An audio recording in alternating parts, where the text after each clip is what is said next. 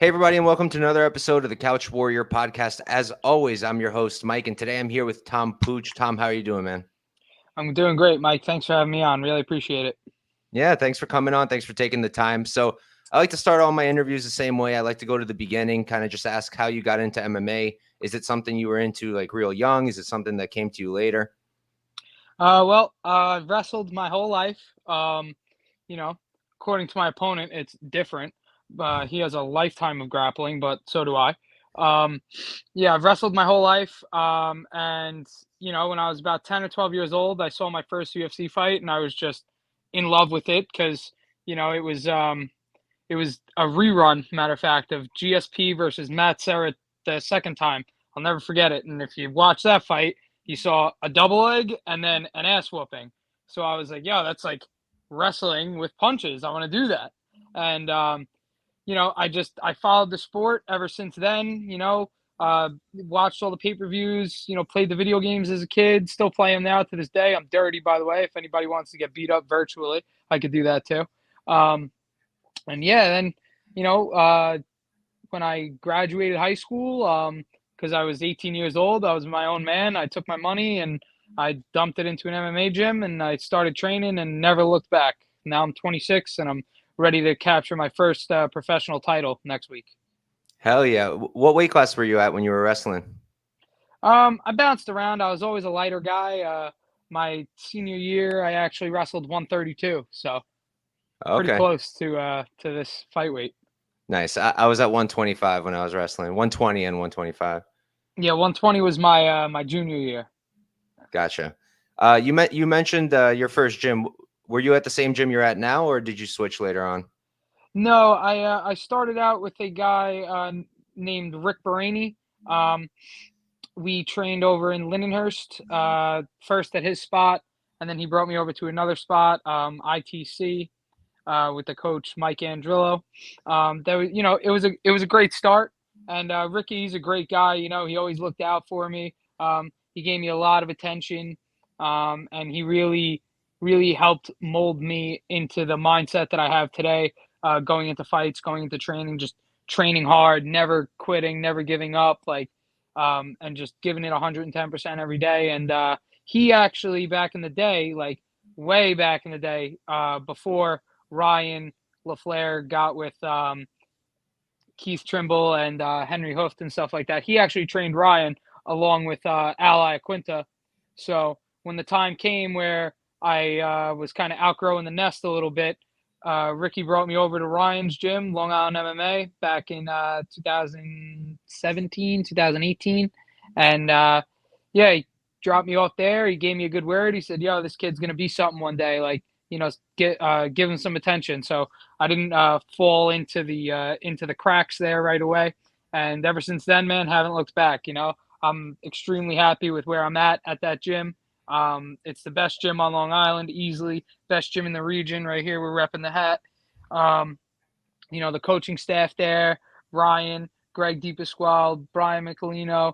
They're just the best coaches, man. Between all the attention, the one-on-one work, the film study, the game planning, the way practices are run, everything there is just absolute tops.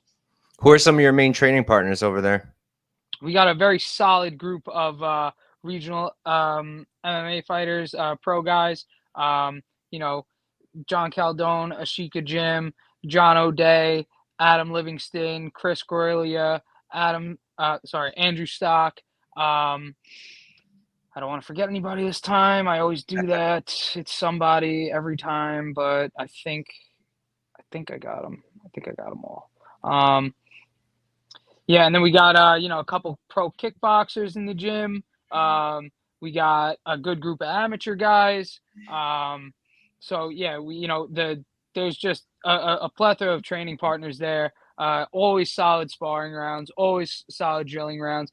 Everybody, we all show up to practice. Everybody gives it 110% every day, multiple times a day. We're not that team that trains once for an hour, 2 hours, and then calls it a day. No, we do a morning, we do an afternoon, we do a night. So we're constantly there, constantly putting in the work. Um, and the results kind of speak for themselves. Everybody on the team has a great winning record. Um, a couple of our guys, they have pro titles or they've had pro titles. Um, Brian Boom goes to the gym. He's in the UFC. Chris Wade, he was training there heavy when when he was fighting for PFL and for UFC and whatnot. Gregor used to come down all the time. And just bunch of names like that. High level dudes. And yeah, man, it's a very solid team, tough bunch of dudes with just a boatload of talent over there. Nice. Are you full time? Full time training? Yeah. Oh yeah, dude, I'm putting in 6-8 hours a day every day. Oh wow. Yeah. Nice. So I was on your Instagram before the interview. I was just checking it out, and you spent some time in Thailand, right? In last year, Yes, I did. you were like doing Muay Thai over there. Yep, doing the Muay Thai, and then we were doing the MMA sparring upstairs. That was some good sparring, man. Let me tell you, those motherfuckers up there were throwing down. Like it was like just a mosh pit, like, but not a mosh pit of like a bunch of dudes at a concert swinging around, like a mosh pit of just fist fights. It was fucking fun, dude, for real. If you've never been to Thailand and you train, you should definitely get over there. It's an experience, for sure, but just the training over there is sick, and it's also a beautiful country. Like so many things to see, so much things to do. The beaches over there were great. The gym, Tiger Muay Thai, they have a bunch of kind of like hotels, like 2 minutes from the gym. It's like walking distance, and yeah, it was awesome. I'm going back for sure. I haven't pinpointed an exact date yet, but yeah, I definitely plan on going back. Yeah, I was over there. It's cool over in Thailand. I remember we went to like some Muay Thai fights, Hmm. and we were under the impression that it was going to be like grown men, and the entire card was just children, and like the main event was like 2 8-year-olds, and they were Yeah, dude. they were good That too. dude, the card that I fought on when I won that Muay Thai title, um, the opening bout was 2 8-year-olds. They had a combined record like of 150 plus wins, Sheesh.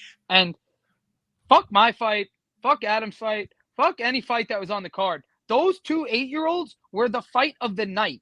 They were doing the most crazy abstract shit I have ever seen. Like jumping off the guy's thigh, throwing tomahawk elbows, flying knees, throwing down, dude, at 8 years old. I was like, oh my God, like that is insane. Like, just the place was going nuts. And they were 8 years old. Like, that's second grade. Imagine pushing that kid on the swing set. Either one of those kids, you're going home in tears. Yeah, man, it was crazy. We couldn't believe it when we saw it, and I was like, damn, they're good too. Like they're not just kids; they're like nice. Probably Yeah, kick for my ass real. easy. But you got any stories from out there? Any stories? Yeah. That's a good one. Caught me off guard there. Any stories? Any stories? Well, I met Hamzat Shemaev. That was pretty cool. Met Peter Yan. That was cool. Didn't meet Darren Till. I saw him while I was riding the little motorcycle scooter thing. Said what's up to him. Um, Something crazy that happened. Oh, okay, yeah. So this was a little weird, right? So after mine and Adam's fight, because we both fought on the same card, we both won via knockout, by the way. Nice. Um, we went out. It was me, Adam, my brother, right? We go out and we're at one of these bars. We were out in Patong, right? Because the fight was over there. So then we just went out in that city, and we're standing there. First of all, it's pretty weird. Like a lot of the bars, they're like open, like and Hmm. you're allowed to just like drink in the street Yep. and stuff like that. Like, and the bars kind of just like filter out into the street. So we're standing in the street, right? And like my brother, he's younger than me, but he's like pretty tall. He's like 6 foot, almost 6'1", right? And he's standing there, and this random dude walks up to him, like all ecstatic. Like I don't know if he thought he was like a celebrity or something, or like if he mistook him for somebody else. But he comes up to him, he taps him on the shoulder, and my brother's a little tipsy. He's jigging, so he's like, "Yo, what's going on, dude?" And he's like, "Oh my god, oh my god, oh my god!" And then he goes like this, takes a selfie with him, vanished. Guy was gone. Didn't see him again for the rest of the night. We were like, yo, what the fuck was that about? Like, that was so weird. I low key thought that he was gonna get like trafficked or something later. I was like, yo, don't wander off. Like, stay with the pack. So that That, was a that little weird. that's interesting that you said that, because when we were there, this family randomly just approached my fiance and was like, "Can our daughter take a picture with you?" And we were just like, "Okay, All sure." right. It was the most Weird. random thing. I guess they like taking pictures with strangers over there, but Yeah, I don't know. but back to fights. So you took your first amateur fight. You were 18, right? Yes, sir. So what made you want to take that first fight, and what was it like fighting that young? Well, I was training, pretty heavily, and I was just itching to compete. And I asked my coach at the time, Ricky. I was like, "Hey, man, like, you know, if you don't think I'm ready, I was like, just tell me. But like, I think I'm ready to get in there. Can you get me a fight?" He's like, "Yeah, if that's what you want, I'll get you a fight." And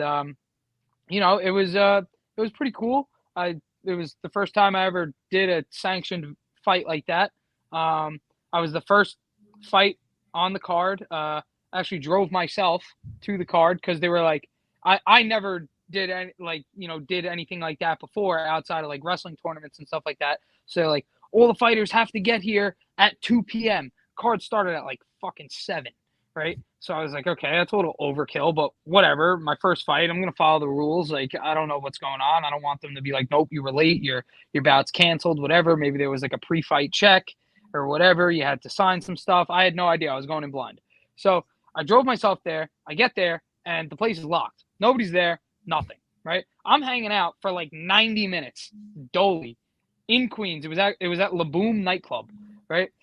Sitting there by myself. Nobody shows up until like 3:30, right? They unlocked the door. Took them like 3 hours to set the cage up. It's like 6:30, right? Now more and more people are piling up, piling up. I was like, damn, man, I've been sitting here for like 3 hours, 4 hours by myself. Like, didn't need to be here this early. This is a little ridiculous. Um, and then got there, and it was pretty unorganized as most amateur things go. But yeah, it was like around 6:45, 6:50. I had my hands wrapped and everything. Barely got a warm up, and they're like, "All right, first bout on the card: Tom Picciano versus Ken Pizzi." I was like, "Oh, okay, guess I'm going now." So then just walked out there. My striking was pretty dog ass at the time.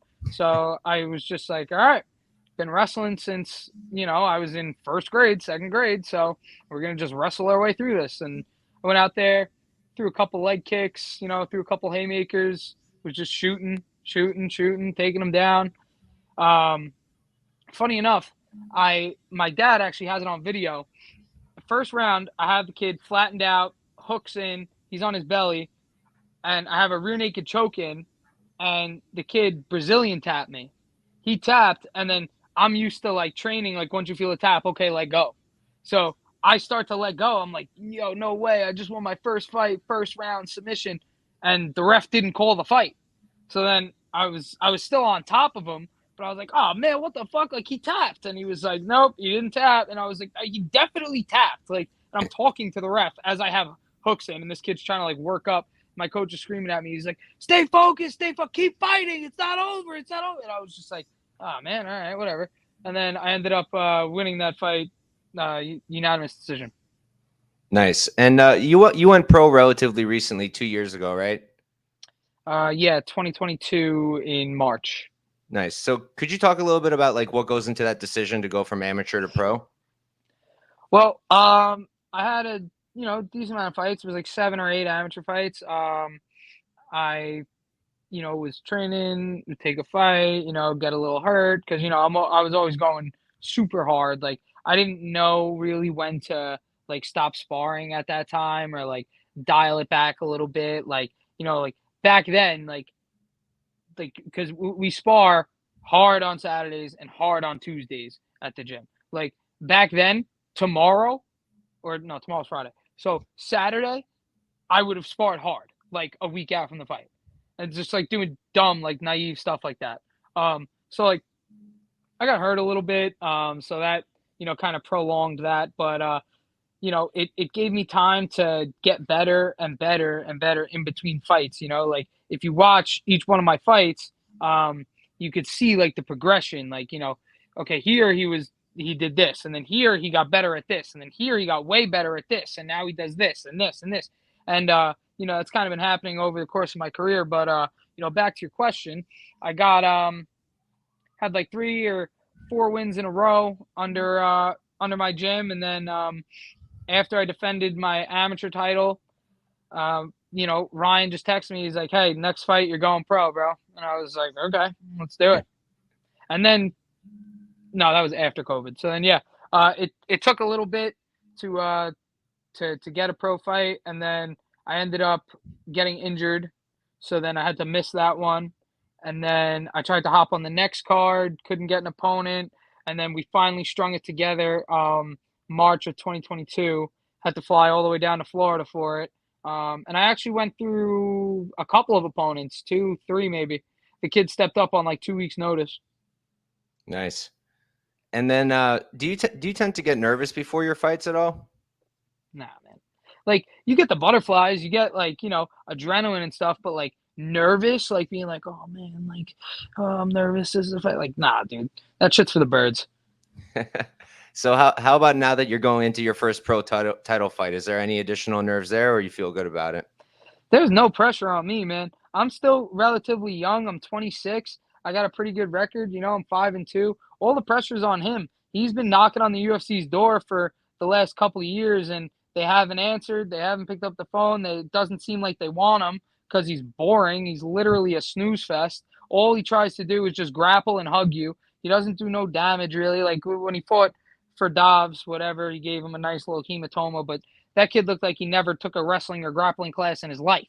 Like he threw up one heel hook, like because he got a nice bridge off his back. Like so, it made him look like a grappling phenom. But he's boring. Like he doesn't do anything. The UFC doesn't want that. And he's 28, 29 now. Like he's 9-4. Like I guess as opposed to fights and wins and losses ratio, we're around the same.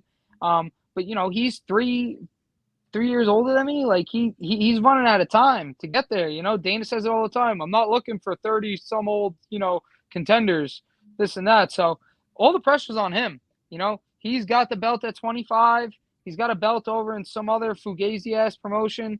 Like there's no pressure on me. I'm going to go in there and I'm just going to be myself and I'm going to do what I do. And that's just, fight you for real. Like I'm trying to hurt you. Like my last fight, I was a little injured, so I had to do it in a way where I didn't hurt myself in the fight. So it was a little boring, but I knew that kid never took a wrestling class in his life.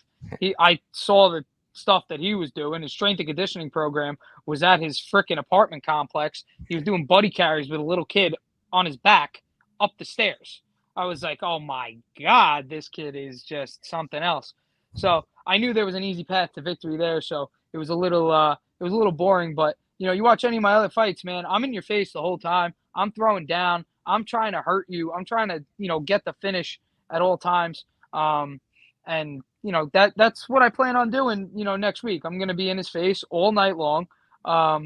As long as the fight goes, I'm going to be hitting him with gas and, we're going to see how he deals with that.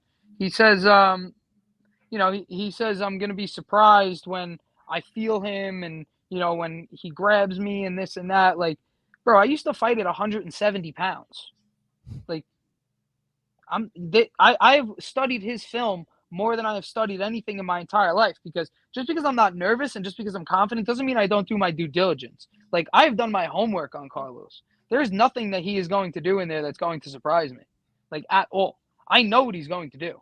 I know how the fight's going to play out.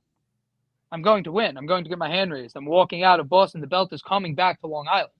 Like, that's what's going to happen. So you kind of answered my next question. Do you normally tape your opponents? I'll watch it a little bit to get like an idea. Like I said before, like my coaches do a lot of the film study, and then they're like, hey, like this is what he's going to try to do, so we're going to do this. But for this fight, I have watched hours and hours of film. Like I've rewound 30 seconds and watched that same 30-second sequence for 5 minutes.